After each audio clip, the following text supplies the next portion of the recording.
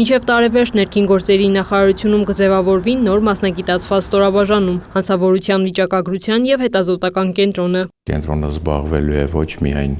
վիճակագրության վարմամբ, այլ նաև քրեաբանական խորը վերլուծություններով, այստեղ նաև կիրառվելու է արհեստական բանականությունը։ Ներքին գործերի նախարարությունում այժմ գործող ինֆորմացիոն կենտրոնի գործառույթների մեծ մասը կապված են հաշվառումների իրականացման, տվյալների հավաքման հետ։ Ոստիկանության գնդապետի խոսքով հանցավորության կանխարգելման համատեքստում, սակայն կարևոր է նաև տվյալների վերլուծությունը, քրեաբանական հետազոտությունների իրականացումը։ Հետազոտական կենտրոնի ձևավորումը մեզ հնարավորություն կտա ոչ թե միայն թվային պատկերներ ունենալ, թվային վերլուծություն ունենալ, այլ ավելի խորը քրեաբանական վերլուծություններ կատարել առհասարակ հանցավորության վիճակի մասին, այն թիրախային ուղղությունների մասին, որոնք առավել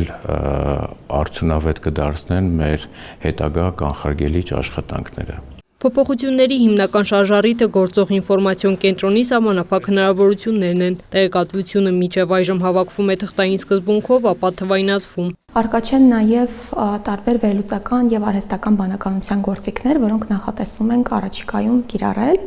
Այդ իսկ պատճառով այժմ մեր ունեցած վերլուծական հնարավորությունները համեմատաբար սահմանափակ են։ Այս պայմաններում ինֆորմացիոն կենտրոնից ստացված տվյալները չեն արտացոլում երկրում հանցավորության իրական պատկերը, հետևաբար չեն կարող լիարժեք կիրառվել հանցավորության կանխարգելման քայլերը որոշելիս։ Վարդան Վարդանյանի խոսքով հանցավորության կանխարգելման արդյունավետ քաղաքականության մշակման համար համապարփակ վերլուծական տվյալներն առաջնային են։ Այստեղ շատ կարևոր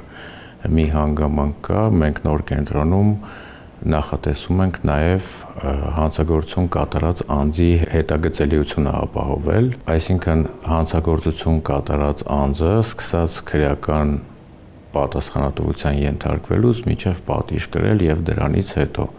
ընդհանուր առմամբ նոր կենտրոնը պետք է մեզ հնարավորություն տա վերլուծել հանցագործություն կատարած անձի վարքագիծը եւ հետագայում նաև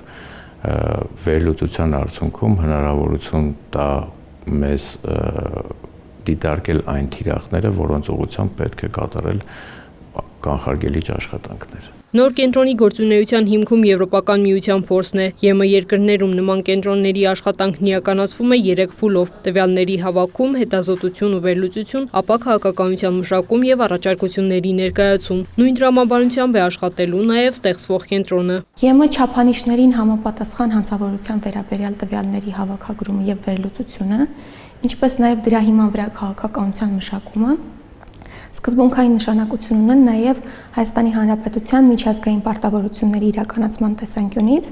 հատկապես վիզաների ազատականացման շրջանակներում Հայաստանի Հանրապետության կողմից իրականացվող միջոցառումների համատեքստում, քանի որ բխում են հանցավորության կանխարգելման եւ դրա դեմ պայքարի, ինչպես նաև հանրային անվտանգության բարձր մակարդակ ապահովելու անհրաժեշտությունից։ Նոր ստորաբաժանումը կդառնա հանրապետական նշանակության կենտրոն, հավաքելով ոչ միայն ոստիկանության, այլև մյուս իրավապահ մարմինների տվյալները։ Այս տարվա 9 ամսում ծանր եւ առանձնապես ծանր հանցագործությունների մասնաբաժինը նվազել է 0.7%-ով։ Սրանք վիճակագրական տվյալներ են, որոնք ըստ Վարդան Վարդանյանի հնարավոր է համեմատել նախորդ տարիների վիճակագրության հետ։ Այն սակայն բավարար չէ հասկանալու համար, թե ինչ պատճառների եւ պայմանների ազդեցությամբ է հանցագործությունների քանակը աճել կամ նվազել։ Հանցավորության վիճակագրության եւ հետազոտական կենտրոնը ստեղծվելու է այս եւ մի շարք այլ հարցերին պատասխաններ տալու համար։